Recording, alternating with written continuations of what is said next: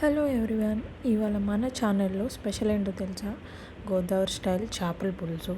చాలా ఈజీ, అలాగే టేస్టీ కూడా. తప్పకుండా ట్రై చేయండి. ముందుగా చేపలను బాగా వాష్ చేసుకొని మనం పక్కన ఉంచుకోవాలి.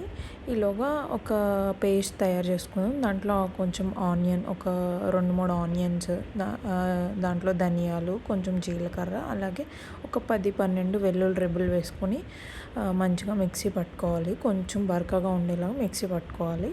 తర్వాత మనం వాష్ చేసి పెట్టుకున్న చేప ముక్కలకి మసాలా పట్టించాలి. ఉప్పు, కారం, పసుపు, అలాగే కొంచెం మసాలా పౌడర్ వేసి, చిన్న టీ స్పూన్ ఆయిల్ కూడా వేసి ఆ పేస్ట్ బాగా కలిపేసి అన్ని పీసెస్కి బాగా పట్టించేసి పక్కన ఉంచుకోవాలి. ఇలా బాగా పట్టించుకొని అలా పక్కన ఉంచుకుంటాం కదా. ఈలోగా మనం ఒక ప్యాన్ పెట్టుకొని దాంట్లో ఆయిల్ వేసుకొని కొంచెం వేడెక్కనివ్వాలి. అలా వేడెక్కాక మనం ముందుగానే ప్రిపేర్ చేసుకున్న చేప ముక్కలు ఉన్నాయి కదా, అవి నీట్గా ఇలా ఒకటి ఒకటి అలా స్ప్రెడ్ చేసుకుని ఒక 2 మినిట్స్ అటు ఇటు ఒకసారి తిప్పి వేయించాలి. ఎక్కువసేపు వేయించక్కర్లేదు. జస్ట్ ఒక 2 మినిట్స్ ఒక సైడు, ఇంకో 2 మినిట్స్ ఇంకోవైపు నెమ్మదిగా వేయించుకోవాలి. అలా వేయించుకొని పక్కన ఉంచేసుకోవాలి. తర్వాత అదే ఆయిల్లో 4 ఎండుమిర్చిలు, ఒక 8 వెల్లుల్లిపాయలు, కొద్దిగా కరివేపాకు, అలాగే పచ్చిమిరపకాయలు వేసుకొని కొంచెం కలిపాక మనం ముందుగా ఆనియన్ పేస్ట్ రెడీ చేసుకున్నాం కదా, ఆ ఆనియన్ పేస్ట్ని వేసేసి బాగా కలుపుకుంటూ ఉండాలి. దీంట్లో కొంచెం ఉప్పు, పసుపు వేసుకుని బాగా కలుపుకోవాలి. మనం కారం అవి లాస్ట్లో వేసుకుందాం, ఎందుకంటే కారం ముందు వేసుకుంటే అంటుకుపోతుంది. సో ఇలా కొంచెం సేపు కలుపుకోవాలి. ఒక 10 మినిట్స్ అలాగా బాగా వేయించుకోవాలి. ఈలోగా మనం చింతపండు నానబెట్టుకొని పక్కన ఉంచుకుందాము. మనం చూడండి, ఈ పేస్ట్ నుంచి ఆయిల్ సెపరేట్ అయింది, అంటే బాగా వేగినట్టు. ఇలా ఉండగా మనం కొంచెం 2 టేబుల్ స్పూన్ కారం, అలాగే 1 స్పూన్ మసాలా పౌడర్ వేసుకుని ఇంకొంచెంసేపు ఒక 3 మినిట్స్ అలా కలుపుకోవాలి. అలా కొద్దిగా ఆయిల్ సెపరేట్ అవుతుంటే మనకు బాగా వేగినట్టు అర్థం అనమాట. అలా అయ్యాక మనం ముందుగా వేయించి చేప ముక్కలు పక్కన పెట్టుకున్నాం కదా, అవి నీట్గా ఒకటి ఒకటి దగ్గరికి అవ్వకుండా అలా ప్యాన్ అంతా స్ప్రెడ్ చేసుకోవాలి. అలా స్ప్రెడ్ చేసుకొని అలా నెమ్మదిగా వేయించుకుంటూ ఉండాలి. ఒకసారి మీరు 2 చేతులతో అలా పట్టుకుని ప్యాన్ని లైట్గా అలా కదుపుతూ అడ్జస్ట్ చేస్తుంటే ఆయిల్ అయ్యి బాగా స్ప్రెడ్ అవుతుంది.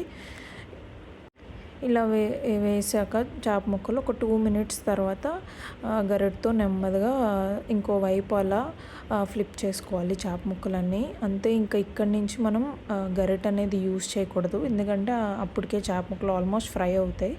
సో అవి విడిపోకుండా ఉండాలి. మనం నెమ్మదిగా గరిట లేకుండా చేతితో కలుపుకుంటూ ఉండాలి.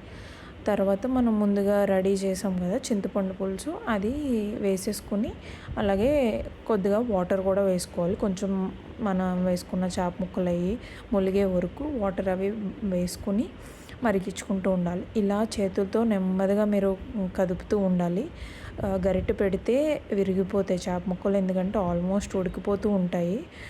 సో మనం నెమ్మదిగా అలా మనం చేత్తో ప్యాన్ని మూవ్ చేస్తూ ఉంటే అలా ఈక్వల్గా బాగా కుక్ అవుతూ ఉంటుంది. చూడండి, 10 మినిట్స్ అలా మరిగించాక చక్కగా మరిగి అంతా బాగా స్ప్రెడ్ అయింది. ఈ టైంలో మనం మామిడికాయ ముక్కలు వేసుకోవాలి. మామిడికాయ ముక్కలు ముందే వేసుకుంటే విడిపోతాయి, ఎందుకంటే వెంటనే కుక్ అయిపోతాయి మామిడికాయ ముక్కలు. సో లాస్ట్లో వేసుకొని ఒక 5 మినిట్స్ అలా మరిగాక కొత్తిమీర వేసుకొని ఇంకొక 5 మినిట్స్ మరిగించుకోవాలి. ఈ ఫ్లేవర్ అంతా బాగా పడుతుంది చేప ముక్కలకి. చూడండి, మామిడికాయ ముక్క కూడా బాగా ఉడికిపోయింది, మెత్తగా ఉంది. అలాగే చేప ముక్క కూడా చూస్తే చక్కగా విడిపోకుండా అలానే ఉంది.